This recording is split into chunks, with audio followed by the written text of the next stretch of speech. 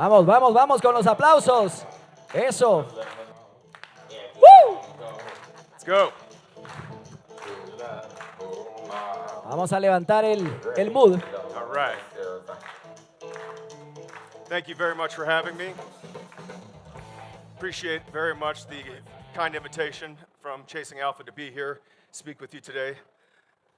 I'd like to share with you a little bit about my career, about financial markets, why that matters, how can Guatemala perhaps deepen their financial markets, and then talk a little bit about funds. So, what does financial market depth, why does it matter? So, the first and most important point is that it provides economic growth acceleration. More investment opportunities, faster GDP growth. It also leads to diversified funding sources away from banks, like private capital, private lending. This creates competition, and it lowers borrowing costs and interest rates, and it creates a more healthy competitive environment for businesses and investors. It also allows countries to attract foreign investment and ultimately mitigate risk, because deeper markets allow for better hedging strategies to avoid those financial shocks. And then finally, what's important to you in your legacy is wealth generation and more opportunities for that. So let's just take a look at the US, which is one of the deepest, if not the deepest, financial market in the world. The total market cap in the United States is approximately 50 trillion US dollars. Over 6,000 publicly traded companies. The bond market is over $53 trillion with corporate and public debt. We have very deep, high liquidity, depending on how you talk it, and we have massive trading volumes every second. We also have financial inclusion. This is very important. We have to bring everybody with us. You have to lift the floor. And that, in our population, we have 95% of adults have some form of financial service account, a bank account, a brokerage account. And then finally, we attract, in the United States, a lot of foreign direct investment, $400 billion in annual investments. And then, of course, we are constantly fine-tuning our regulatory market. Now, what does that mean with asset management? When you take a look at the top 10 largest US asset managers, they manage over 40 trillion in global assets. Think about that. BlackRock manages over $10 trillion. Some of you may have seen or heard about the Panama Canal transaction last week. A lot of influence here. So how does this translate? What can we learn from all of this? Well, Guatemala can learn how to improve their financial literacy. It's part of the reason why we're here today. This is an education for businesses and individuals alike. And it's generational. This is your legacy to your children, to your brothers and sisters. And most importantly, we have to start now and keep going. With all of this comes the opportunity to boost fintech and digital banking so that you can expand mobile payments and micro investing. And I'll talk a little bit more about micro investing because this is what I'm doing now. And then from there, you want to encourage more companies to go public, reduce IPO barriers. IPO is an initial public offering, how to raise money from the market. Then develop your bond market, regulatory reforms, and of course, increase foreign participation, which is part of the reason why we are invited here today to talk about this. So, who am I? I'm Forrest Hayes, and as I was introduced, I wanted to share a little bit about my fund experience. And it all started back in 1998 when I started working for a company out of Ohio, and then I promptly moved to Ireland. Ireland had a dream. They wanted to become the Anglo-Saxon gateway to Europe for Western asset managers. And when I worked there, it was just a small fund domicile. Well, today I'm happy to say, after almost 2.5 decades, They now have 4.3 trillion euros of assets under administration there. That's a very large number. Starting from zero, in under 25 years, basically, they have grown to over 4 trillion euros. From there, I went into asset management. My client hired me, I moved to Colorado, then out to Hong Kong, where I did business with a lot of very famous people such as BlackRock, PIMCO, Norges Bank. I helped manage a $1 billion mandate for GIC, which is the Government Investment Corporation of Singapore. I also did business with the Chinese government, their social security fund. And then, of course, ADIA, which is the Abu Dhabi Investment Authority. All of that said, I have left Wall Street for Alt Street because I'm no longer working on the institutional front. I'm working with entrepreneurs, business people, helping guide them, showing them the way on how to become a fund manager. With that said, I've launched my own fund with my partner Matthew Chang, who is an engineer genius. And we have launched a venture capital fund investing in disruptive technologies that address the United States' most critical challenges, from labor shortage to environmental remediation to energy transformation and healthcare. That's not all I do.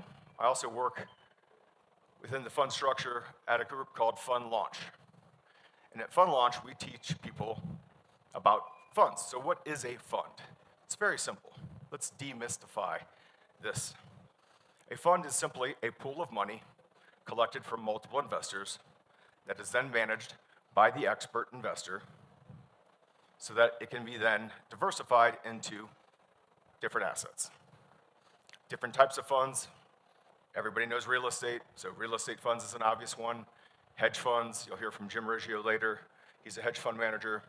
And then, of course, private credit funds, which helps bridge the gap for banks when they won't lend money. How many people in the audience here know a business person who could not get a loan from a bank here in Guatemala? Several, right?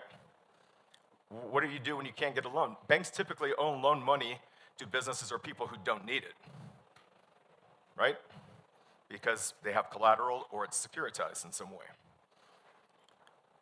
But the most important thing here is to learn how to do this yourself, and that's through education. Now, Fund Launch is a company out of Utah, and I help run the Black Card program there. Our mission is to democratize Wall Street. Now, what does that mean? It simply means that we're trying to make high finance available to all.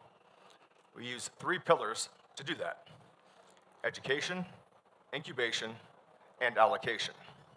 And all of these brands underneath here help support that.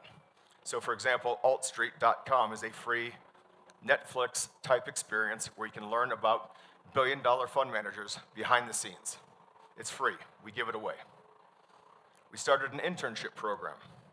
We launched one YouTube video, and we got 300 applications.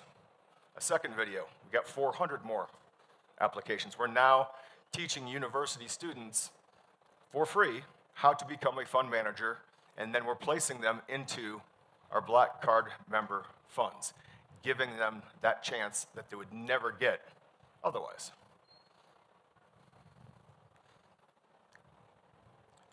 I mentioned the word legacy. This is generational. This is multi-generational. And one of the things I did when I went to Black Card is I helped change the membership so that it is for life. So once you become a member, you're always a member of this fund manager community, because it takes a network of people in order to be successful when you're managing people's money. So let's talk a little bit about education here, and that is, what is a syndication versus a fund? It's very simple. Syndication is a single asset. You buy one house with a group of investors, you sell one house.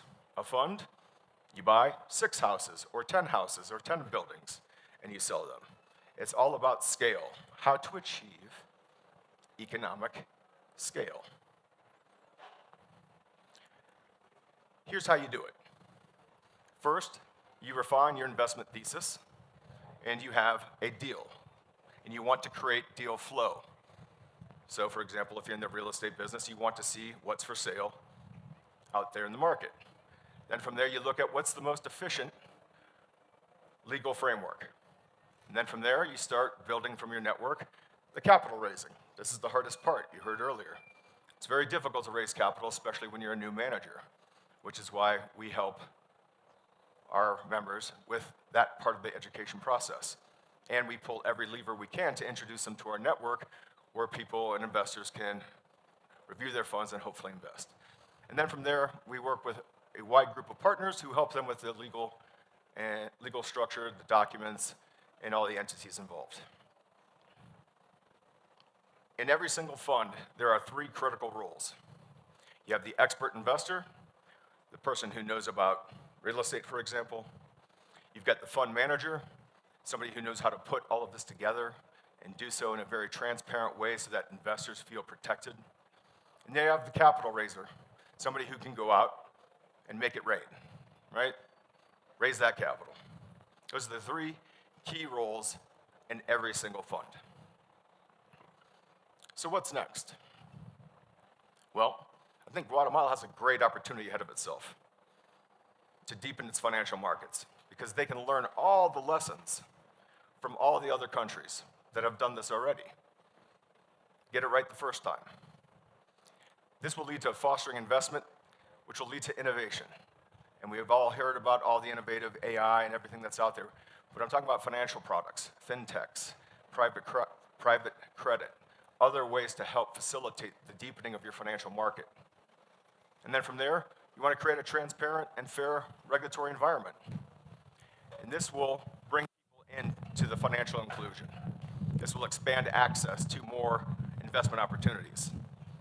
And all of this will breed financial literacy so that the next generation coming up will have all of this knowledge and power coming into the framework that we're building here today.